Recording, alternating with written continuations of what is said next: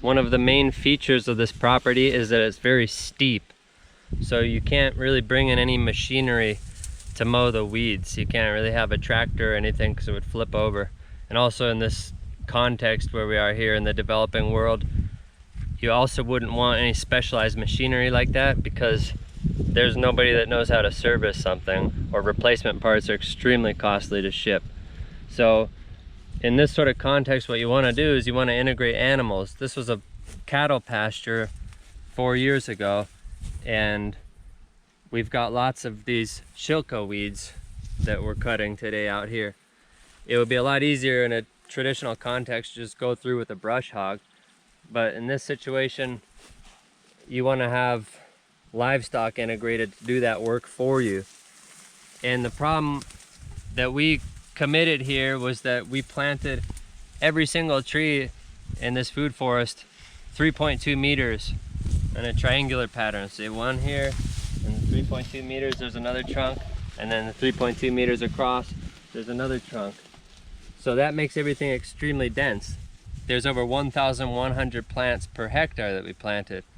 And if you wanted to protect those with some sort of cattle guard, it would break the bank. That's completely too expensive to try and put some sort of solution on each developing plant.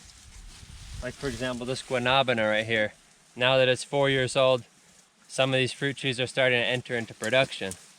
And so for the first 4 years, and even now, this is still really susceptible to damage from grazing cattle if they rub against it, or if the bulls start fighting each other. So the way you would do a property like this is you would plant everything a lot further apart.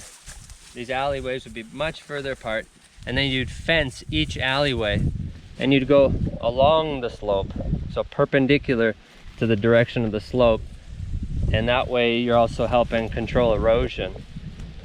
And so we made the mistake here of planting everything. It wasn't a mistake, it was a deliberate choice, but in hindsight I'm asking myself, what was I thinking? Because it would have been way easier to come through here and have very wide rows fenced off with barbed wire, just a simple barbed wire fence to protect the trees. And from day one, you could be having cattle mob graze, do all the maintenance, stomp out all this shilka. This is a weed here. I don't know the scientific name of it, but they could just be turning all this and all this grass and forage into money. You could cash flow right from day one and help offset the cost for establishing your trees with the soil amendments and manures that we've used to fertilize all these trees.